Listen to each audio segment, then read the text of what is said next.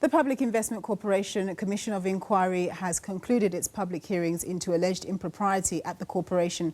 Established in October 2018, the Commission held its first meeting in November 2018 and began formal hearings on the 21st of January this year. To date, it has heard evidence from 77 witnesses. In his closing remarks, Justice Lex Mpati says they will now prepare their final reports for submission to President Cyril Ramaphosa on August the 31st this year. Mpati, however, says investigations will be ongoing, and should there be a need for more public hearings, they may be held again. Well, for more on this story, I'm joined in studio by my colleague Glorious Sefako Musi, who's been covering the story for the past 7 months or so, right? Yes, 7 months. So let's just basically summarize what has come out of those hearings, which testimonies were key. We know, of course, that Dr. Dan Machila was front and center in terms of a number of allegations that were made. Perhaps we can start there. You know, I think of the 77 people that appeared before the commission, each and every one of them was important because it helps you. Everyone puts their side of the story of what happened. There are different transactions that they've been looking at. So it's different parties that played roles in those transactions and other parties from the PIC and related parties. We had the cases like the SA Home Loans transaction where you had Standard Bank also coming in to give testimony. So I think each and every one of them is important in terms of helping the commission to connect the dots in the different questionable transactions that they are investigating. The transactions that attracted a lot of attention is transactions that mostly, I think the Secondary Group companies, the IO technology deal that has attracted a lot of reports about flouting of PIC procedures. We've seen people suspended, the way the board handled it. But I think the storm at the PIC probably, what brought this to light was the anonymous whistleblower James Naoko emails when they came up. I think it was 2017. That's where now attention at the PIC started attracting a lot of attention, and it's not good attention that it got. So that's why it ended up to be where it is today with this long inquiry into the affairs of the corporation. Any suspicions about who James Naoko is?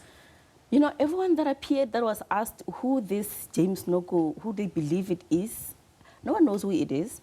It's been difficult also to find out who it is in terms of investigations. I remember yesterday, evidence leader reported to the commission and they asked, are we able to find out who this James Naoko is? Why is it so difficult to find out who this person is? So they believe it's from the different submissions. Most people believe it's not one person. Because remember when the first emails came about, it was James Naoko. The surname was sort of N-O-K-O. Yes. And then there's with the allegations into the MST transaction, into whether Machila had facilitated a funding for a company that's linked to a lady that was alleged to be his girlfriend. That's where, now that was the James Naoko. Later on, there was a James Nogu with an N-O-G-U, which now had allegations into several members of the board, allegations of impropriety, that they enriching themselves from funds of the PIC and also trying to capture the PIC. So there was that. And then there's another one called Lishola, I think. It's a name like that. That's also been sending emails to staff and different parties. And I understand now there's a Twitter account that's also putting out information on the PIC. I think it's called the Observer, something about the Observer 101 or something. Yeah, that's also sending out. So it may be different people. Yeah. The task of the commission is huge, isn't it? Because ultimately they need to come up with recommendations whereby they're making the PIC more accountable, more transparent, and so on, so that the things that we've heard in the past don't recur. What do you think will be some of their key recommendations that we saw recently when the Finance Minister Tito Mboweni appointed the new PIC board, that he decided that the chairperson would no longer be the Deputy Finance Minister, as has been tradition? Do you suspect that will be one of the recommendations, that a political person must not be the chairperson at PIC? That may be possible, because when Mboweni announced the new interim board, he did say that Cabinet had decided that they will no longer have it doesn't have to be like that. They don't have to, the Deputy Finance Minister doesn't automatically have to be the Deputy Chair, the Chair of the PIC. Yeah. It's not happening anywhere else amongst the different SOEs. It's just at the PIC. And also from the different testimonies that we've heard, you can also establish that there's an element of political interference that is there, that I think it would really, help the PIC in terms of its reputation, in terms of maintaining that important reputation that it should uphold, where it doesn't seem like the PIC fund can be used to maybe used for connected people, so to say. I think it would be important to address that element of politically exposed persons in terms of maybe putting in place measures that will ensure that there are no loopholes where funds can be used in a way that's not right. Another issue is that has come out a lot is the issue of a sense of power, too much power in too few people at the PIC, where we've had things like there was too much power in the hands of the CEO and the CFO, where when they were not there, things really didn't get to move forward as they should. There's discussion about bringing back the position of the CIO. I guess that's where it's going, I guess. I believe that those kind of discussion will be in the recommendations that will come forward. And let's come back to the reason why we're so interested in this thing in the first place. The PIC is a fund manager of government employee pension funds. And ultimately, it's our aunties and our mothers out there who are working as nurses, teachers, and our fathers who are working in those professions whose money needs to be protected. Of course, they are signed up into what they call a defined benefit. But the problem is that when there's any funny business that goes on with the funds, it's us, the taxpayer, that have to pay.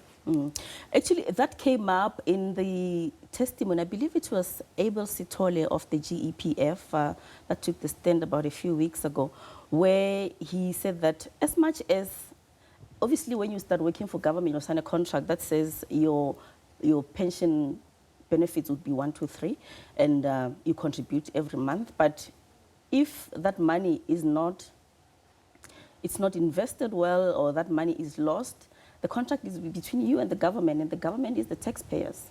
The government funds come from the taxpayers.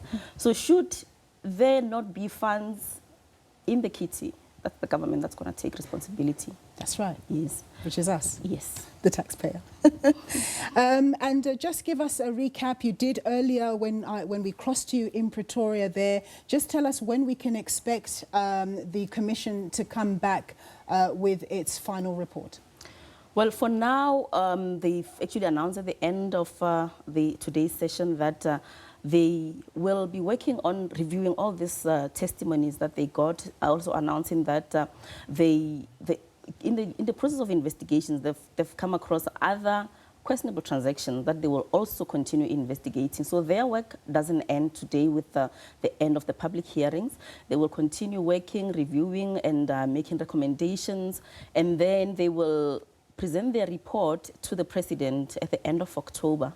But for now, I said that they don't have any scheduled public hearings, but should there be a need, they may announce new dates that where they would hold public hearings. But people that may have information, they said that, or people that have been implicated, they would have a right to respond to allegations. They can write an affidavit and submit it to the Commission. They still welcome that the investigation continues until they wrap up at the end of October and hand the final report to the President. All right, Glorious, thank you for your consistent reporting on the PIC inquiry. My colleague there, Glorious Sefako Musi, just giving us an update on what's happening at the PIC inquiry, which has concluded public hearings for now.